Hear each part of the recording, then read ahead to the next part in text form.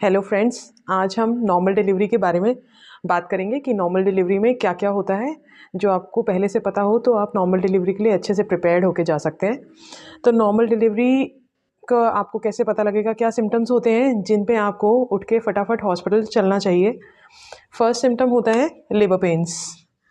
Labour pains यानी कि जो डिलीवरी वाले दर्द होते हैं उनको लेबर पेन्स बोलते हैं। लेबर पेन्स जो है वो बहुत ही रेगुलर इंटरवल पे आते हैं। पीछे से लेके आगे की तरफ लेबर पेन्स आते हैं। ये एक पेन की तरह आपको फील होगा और साथ में इसमें यूट्रस जो है, आपका पेट जो है वो टाइट हो जाएगा। ये पेन कुछ देर तक रहेगा, उसके बाद ये पेन बिल्कुल ख़त्म हो जाएगा और ऐसा लगेगा कुछ नहीं है। फिर उसके बाद थोड़ी देर बाद फिर ऐसा पेन स्टार्ट होगा और फिर रिलैक्सेशन हो जाएगा। तो एक फ़िक्स टाइम इंटरवल पे ये पेन्स आने स्टार्ट हो जाते हैं। तो जब भी इनका टाइम इंटरवल अराउंड 5 से 7 मिनट के इंटरवल में अगर ये आ रहे हैं और ये पेन्स 10 से 20 सेकंड तक, आपको 20 से 30 सेकंड तक रुक रहे हैं, तो ये टाइम है जब आपको फटाफट हॉस्पिटल पहुंच जाना चाहिए। इसके अलावा सेकंड सिम्टम होता है लीकिंग पीवी। लीकिंग पीवी यानी कि पानी की थैली फट जाना और पानी का लीक होना नीचे से। तो ये किस तरह से आपको पता लगेगा? ये एक मतलब एक तरह से ऐसा होता है जैसे बिल्कुल पानी का ग्लास किसी ने उड़ेल दिया हो, इस तरह से ये लीकिंग पीवी जो है वो आपको पता लगेगी। आपके कपड़े एकदम से नीचे से भीग जाएंगे और या फिर एकदम से आपको फर्श पे बहुत सारा पानी पड़ा हुआ नज़र आएगा। तो ऐसे कंडीशन में आप एक्सपेक्ट कर सकते हैं कि आपको हो सकता है आपका वाटर बैग बर्स्ट हो गया है, पानी की थैली फट गई है और आपको लीकिंग हो गई है। ऐसी कंडीशन में भी आपको डॉक्टर के पास हॉस्पिटल में तुरंत पहुंच जाना चाहिए। थर्ड सिम्टम होता है ब्लीडिंग। नीचे से ब्लीडिंग आना यानी खून का बहाव आना। ऐसी कंडीशन में भी आपको डॉक्टर के पास तुरंत पहुंचना चाहिए। ये ब्लीडिंग किसी भी तरह की हो सकती है, कम भी हो सकती है, ज़्यादा भी हो सकती है। कई बार म्यूकस प्लग नीचे से निकल जाता है, उसकी वजह से भी जो है ब्लीडिंग थोड़ी बहुत नज़र आती है। 9वें महीने में अगर ऐसा हो रहा है तो भी आपको डॉक्टर के पास जाना चाहिए। ब्लीडिंग अगर ज़्यादा हो रही है तो आपको तुरंत ही हॉस्पिटल पहुंचना चाहिए। तो हॉस्पिटल पहुंचने के बाद क्या क्या होता है? हॉस्पिटल में आप जैसे ही इमरजेंसी में पहुंचते हैं उस टाइम पे नर्स आपको रिसीव करेंगी और आपके वाइटल्स चेक करेंगी। इसमें आपका बीपी चेक होता है, पल्स चेक होता है और वो आपके कॉन्ट्रैक्शंस देखते हैं कि आपको लेबर पेन्स हो रहे हैं या नहीं हो रहे। इसके बाद आपको यूरिन पास करवाने के बाद आपको लेबर रूम में लिटाया जाता है और फिर डॉक्टर आपको चेक करने के लिए आते हैं। डॉक्टर सबसे पहले आपका एब्डोमिनल एग्जामिनेशन करते हैं, पेट को ऊपर से चेक करते हैं, देखते हैं कि आपको कितनी देर में कॉन्ट्रैक्शन आ रहा है, कितनी देर में लेबर पेन आ रहा है, आपके बच्चे का सिर ऊपर से नीचे की तरफ चला गया कि नहीं, आपके बच्चे की धड़कन कैसी है, ये डॉक्टर स्टेथोस्कोप से चेक करते हैं। उसके बाद डॉक्टर आपको इंटरनल एग्जामिन करते हैं। इंटरनल एग्जामिनेशन को पीवी एग्जामिनेशन भी बोलते हैं। इसमें बेसिकली आपके यूट्रस का माउथ जो है वो कितना ओपन है, कितना सॉफ्ट है, मेम्ब्रेन्स आपके बच्चे के आसपास पानी की जो थैली होती है वो इंटैक्ट है या रप्चर हो गई है, आपके बच्चे का सिर की पोजीशन, वर्टेक्स की पोजीशन जो है वो कौन से लेवल पे है और आपका नीचे का रास्ता जो है वो एडिक्वेट है या नहीं। ये पांचों चीज़ें डॉक्टर आपको इंटरनल एग्जामिनेशन में चेक करते हैं और इसके बाद आपकी स्टेज ऑफ लेबर डिसाइड होती है कि आप कौन सी स्टेज ऑफ लेबर में हैं। इसके बाद डॉक्टर कुछ इंस्ट्रक्शंस देते हैं जो स्टाफ फॉलो करते हैं, जैसे कि आपको एक आईवी लाइन इंसर्ट होती है, कैनुला आपको डाला जाता है जिसमें से आपको एंटीबायोटिक्स दी जाती हैं, आपको एक पॉटी के रास्ते एनीमा दिया जाता है ताकि आपका बाउल जो है वो बिल्कुल क्लियर हो जाए और डिलीवरी करने में आसानी हो।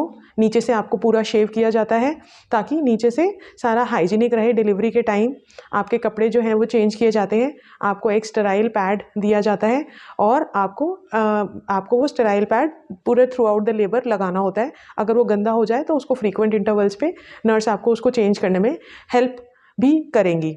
उसके अलावा एक रेगुलर इंटरवल्स पे एनएसटी टेस्ट भी किया जाता है जिसको सीटीजी भी बोलते हैं। ये एनएसटी जो होता है ये बच्चे का ईसीजी की तरह होता है। इसमें बच्चे की धड़कन की ट्रेसिंग निकाली जाती है जो 15 से 20 मिनट के लिए या आधे घंटे तक इस ट्रेसिंग को निकाला जाता है, जिससे हमें बच्चे के कंडीशन के बारे में पता लगता है कि बच्चा अंदर बिल्कुल ओके है, उसको कोई प्रॉब्लम तो नहीं है। इसके अलावा फिर उसके बाद आपको एडमिट किया जाता है और आपका ट्रीटमेंट स्टार्ट होता है। हो सकता है आपको एंटीबायोटिक स्टार्ट हो, आपको हो सकता है ग्लूकोज स्टार्ट हो, और उसके बाद आपकी लेबर की जो प्रोग्रेस है वो नर्स और डॉक्टर चेक करते हैं। तो लेबर की प्रोग्रेस के लिए आपको रेगुलर इंटरवल्स पे नर्स आपके वाइटल्स लेंगी, बीपी वगैरह चेक करेंगी, आपके कॉन्ट्रैक्शंस कितनी कितनी देर में आ रहे हैं और कितने मिनट के लिए रह रहे हैं वो आपका वो चेक करेंगी और डॉक्टर को इन्फॉर्म करेंगे। डॉक्टर आपके पीवी एग्जामिनेशन, इंटरनल एग्जामिनेशन हर 3-4 घंटे में एक बार करते हैं। आपका अगर पहला बच्चा है, पहली डिलीवरी है, तो लेबर पेन स्टार्ट होने के बाद आप एक्सपेक्ट कर सकते हैं कि कम से कम 10 से 12 घंटे के प्रॉपर लेबर पेन्स होने के बाद आपकी जो डिलीवरी है वो होगी।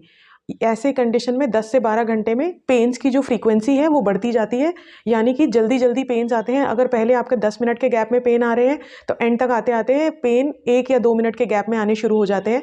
और अगर पहले आपका जो ड्यूरेशन ऑफ पेन है वो मान लो 10 से 20 सेकेंड तक पेन आपका रुक रहा है, तो इंक्रीज होते होते वो पेन 40, 45, 50 सेकेंड्स तक रुकता है और फिर जाके डिलीवरी होती है। तो डिलीवरी के स्टेजेस में जो इंटरनल एग्जामिनेशन होती हैं उस पर क्या क्या चेक होता है वो मैं आपको बताती हूँ।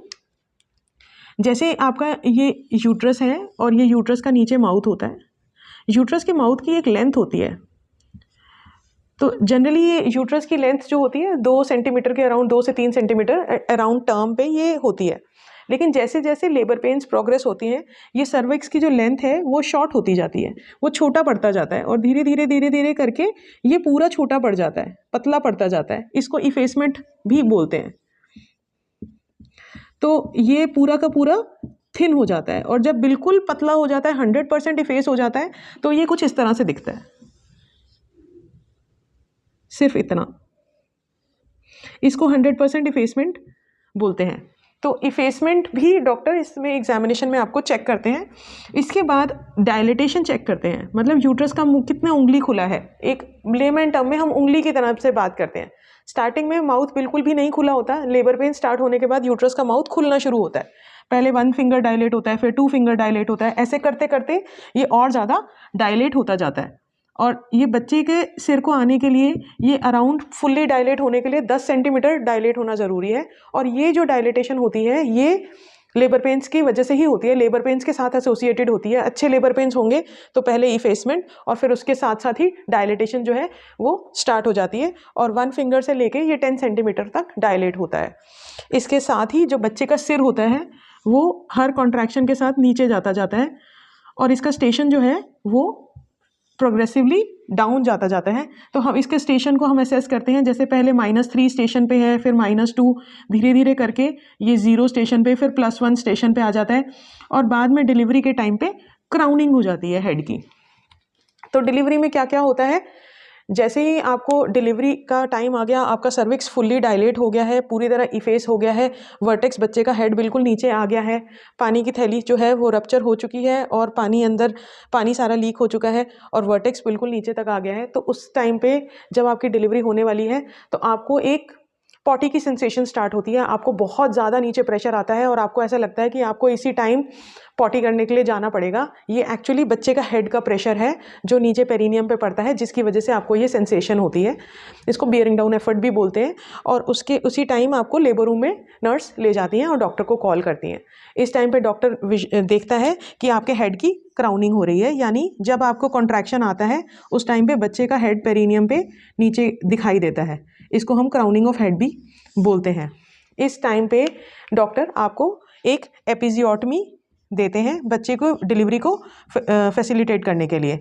ये एपिजियोटमी जो होती है ये एक तरह का कट होता है। पहले आपको लोकल एनेस्थीसिया दिया जाता है नीचे पेरिनियम पे। तो जैसे आपकी ये वेजाइनल ओपनिंग है और ये बच्चे का हेड दिख रहा है, तो यहाँ पे पहले लोकल एनेस्थीसिया देके एक इंजेक्शन देके उस एरिया को सुन्न किया जाता है। उसके बाद आपको यहाँ पे एक कट दिया जाता है। ये नीचे की जो रास्ता है उसको और चौड़ा करने के लिए और बड़ा करने के लिए, ताकि हेड आपका इजीली निकल जाए, इस चीज़ के लिए किया जाता है। क्योंकि हम इसको इससे पहले लोकल एनेस्थीसिया देते हैं तो आपको इसमें कोई पेन फील नहीं होता। और एपिजियोटमी देने के बाद ये रास्ता थोड़ा बड़ा हो जाता है और फिर जब आप पुश करते हैं तो पुश करने के बाद वो हेड की डिलीवरी हो जाती है। और हेड डिलीवर होने के बाद फिर बच्चे के शोल्डर्स, फिर बॉडी और फिर लोअर लिम्स, पैर वगैरह सब डिलीवर हो जाते हैं। इसके बाद अम्बिलिकल कॉर्ड को डॉक्टर क्लैंप कर देते हैं और उसके बाद उसको अम्बिलिकल कॉर्ड को कट करके बच्चे के डॉक्टर पीडियाट्रिशियन को हम हैंड ओवर करते हैं। उसके बाद प्लेसेंटा की डिलीवरी होती है। इस टाइम पे आपको यूट्रस को कॉन्ट्रैक्ट करने के लिए कुछ इंजेक्शंस दिए जाते हैं। धीरे धीरे थोड़े टाइम के बाद प्लेसेंटा को रिमूव कर दिया जाता है। उसके बाद डॉक्टर आपकी इस एपिजियोटमी को स्टिच कर देते हैं, जो कि एक नॉर्मल सूचर से इसको स्टिच कर दिया जाता है और नॉर्मल उसके बाद डॉक्टर आपकी थोड़ी ब्लीडिंग मॉनिटर करते हैं। फिर उसके बाद आपको थोड़ी देर तक लेबर रूम में, रिकवरी रूम में रखा जाता है। इस टाइम पे आपके नर्स वाइटल्स चेक करती हैं, नीचे से ब्लीडिंग चेक करती हैं, ऊपर पेट से ये चेक करती हैं कि आपका यूट्रस जो है वो कॉन्ट्रैक्ट हो गया है या नहीं। थोड़ी देर तक आपको ऑब्जर्वेशन में रखने के बाद फिर आपको रूम में शिफ्ट कर दिया जाता है। इस दौरान हमारे हॉस्पिटल में आधे घंटे के अंदर बच्चे को फीड कराने का भी पॉलिसी है। बिल्कुल जैसे ही डिलीवरी होती है इमीडिएटली बाद में बच्चे को अगर बच्चे को कोई और प्रॉब्लम नहीं है तो बच्चे को मदर्स फीड कराया जाता है। मदर्स फीड कराने से भी यूट्रस एक नॉर्मल पोजीशन में वापस जाता है और यूट्रस जो है वो अच्छे से कॉन्ट्रैक्ट हो जाता है। और जो फर्स्ट मिल्क जो बच्चे के लिए बहुत इंपॉर्टेंट है, कोलोस्ट्रम जिसको बोलते हैं, वो बच्चे को मिल जाता है, जिससे बच्चे की इम्यूनिटी जो है वो इम्प्रूव हो जाती है। तो ये एक नॉर्मल डिलीवरी का प्रोसीजर है। नॉर्मल डिलीवरी के बाद आपको जनरली रिकवरी के लिए हॉस्पिटल में 1 से लेकर 2 दिन तक रखा जाता है। इस दौरान आपके एंटीबायोटिक्स कुछ चलते हैं, आपके पेरिनियल केयर होती है जिसमें हम टाँकों की सिकाई करते हैं रेड लैम्प से, और जिससे आपके स्टिचेस की रिकवरी जो है वो अच्छे से हो। इसके साथ ये इंश्योर किया जाता है कि आपको कॉन्स्टिपेशन ना हो। इस दौरान आपको अच्छी डाइट लेनी चाहिए, लिक्विड्स अच्छे से लेने चाहिए, पानी अच्छे से पीना चाहिए, फुल डाइट लेनी चाहिए ताकि आपको फीड अच्छे से आए और आपकी यूट्रस की और बॉडी की रिकवरी बहुत बेटर तरीके से हो पाए। तो आप होपफुली आपको ये वीडियो पसंद आई होगी। अगर आपको ये पसंद आई है तो प्लीज़ इसको लाइक और शेयर कीजिए और हम फर्दर इन्फॉर्मेशनल वीडियोज़ के लिए हमारे चैनल को सब्सक्राइब कीजिए। Thank you.